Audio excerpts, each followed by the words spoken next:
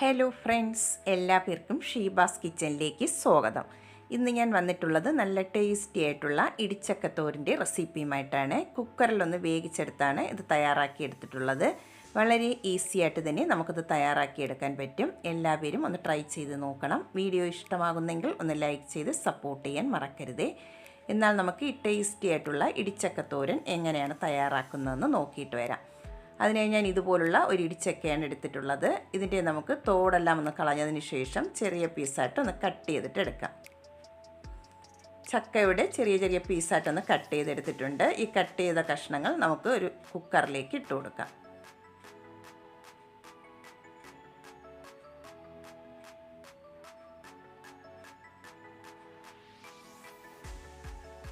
അതിലേക്ക് ഇനി 1/2 ടീസ്പൂൺ മഞ്ഞൾപ്പൊടിയും ആവശ്യത്തിനുള്ള ഉപ്പും കൂടെ ചേർത്ത് കൊടുക്കാം. ഇനി ഇത് വേകാൻ ആവശ്യമായിട്ടുള്ള വെള്ളവും കൂടെ ഒഴിച്ചു കൊടുക്കാം.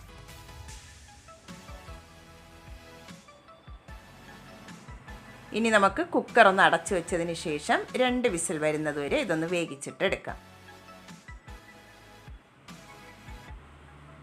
ഇതിവിടെ 2 വിസിൽ വന്ന് നന്നായിട്ട് തന്നെ ചക്ക ഒന്ന് കുക്കായി കിട്ടിയിട്ടുണ്ട്. ഇനി നമുക്ക് ഇതൊരു ഫോർക്ക് കൊണ്ട് നന്നായിട്ട് തന്നെ ഒന്ന് അടർത്തിയെടുക്കാം.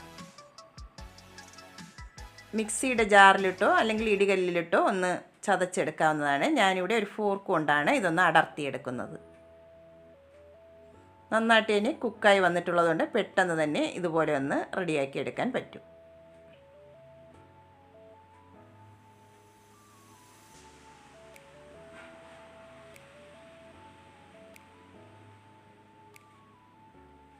ഇതിവിടെ ചക്കയെല്ലാം നന്നായിട്ട് തന്നെ ഫോർക്ക് കൊണ്ട് ഒന്ന് അടർത്തിയെടുത്തിട്ടുണ്ട്. ഇനി നമുക്ക് ഇതിലേക്കുള്ള അരപ്പൊന്ന് തയ്യാറാക്കി എടുക്കാം.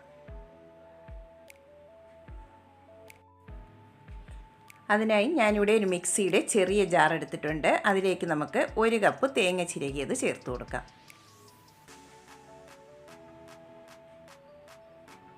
ഇനി അതിലേക്ക് ചേർത്ത് കൊടുക്കുന്നത് 5 ചെറിയ കഷ്ണം വെളുത്തുള്ളിയും അതുപോലെ 5 ചെറിയ ഉള്ളിയും കൂടെ ചേർത്ത് കൊടുക്കാം. ഇനി ഒരു 1/4 ടീസ്പൂൺ ചെറിയ ജീരകവും കൂടെ ചേർത്ത് കൊടുക്കാം.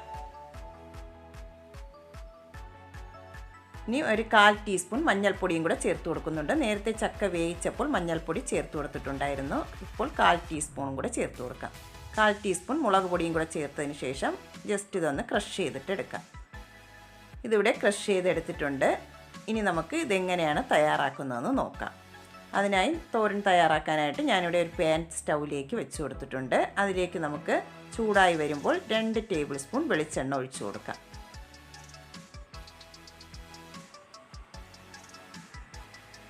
വെളിച്ചെണ്ണ ഇവിടെ ചൂടായി വന്നിട്ടുണ്ട്. ഇനി അതിലേക്ക് 1 ടീസ്പൂൺ കടുകും 1/2 ടീസ്പൂൺ ഉഴുന്നുപരിപ്പും കൂടെ ചേർത്ത് കൊടുക്കാം. ഇത് നന്നായിട്ട് തന്നെ ഒന്ന് പൊട്ടി വന്നതിന് ശേഷം 4 വറ്റൽമുളക് കട്ട് ചെയ്തതും കുറച്ച് കറിവേപ്പിലയും കൂടെ ചേർത്ത് കൊടുക്കാം.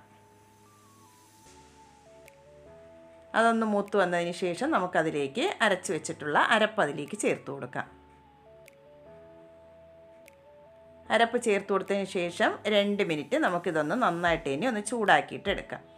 അരപ്പിൻ്റെ പച്ച ടേസ്റ്റൊക്കെ ഒന്ന് മാറി വരുന്നത് വരെ ഒന്ന് ചൂടാക്കിയിട്ട് എടുക്കാം.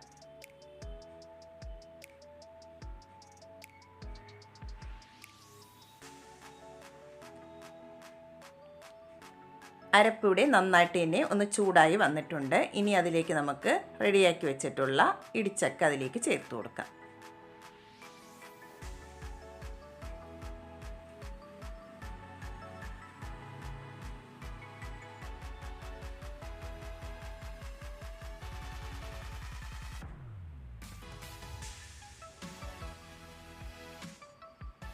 ഇനി നമുക്ക് ഇതെല്ലാം കൂടെ നന്നായിട്ട് തന്നെ ഒന്ന് മിക്സ് ചെയ്തിട്ട് എടുക്കാം. കുറച്ച് ഉപ്പും കൂടെ ചേർത്ത് കൊടുക്കുന്നുണ്ട്. നേരത്തെ ചക്ക വേവിച്ചപ്പോൾ ഉപ്പ് ചേർത്ത് കൊടുത്തിട്ടുണ്ടായിരുന്നു. നോക്കിയിട്ട് ബാക്കിയുള്ള ഉപ്പും കൂടെ ചേർത്ത് കൊടുക്കാവുന്നതാണ്. എന്നിട്ട് നന്നായിട്ട് തന്നെ ഒന്ന് മിക്സ് ചെയ്തിട്ട് എടുക്കാം.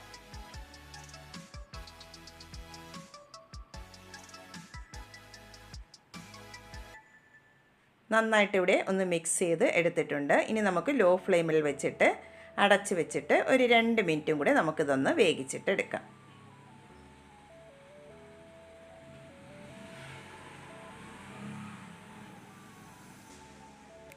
ഇതിപ്പോൾ വേകാൻ വെച്ചിട്ട് 2 മിനിറ്റ് ആയിട്ടുണ്ട്. നമുക്ക് അടപ്പൊന്ന് തുറന്ന് നോക്കാം.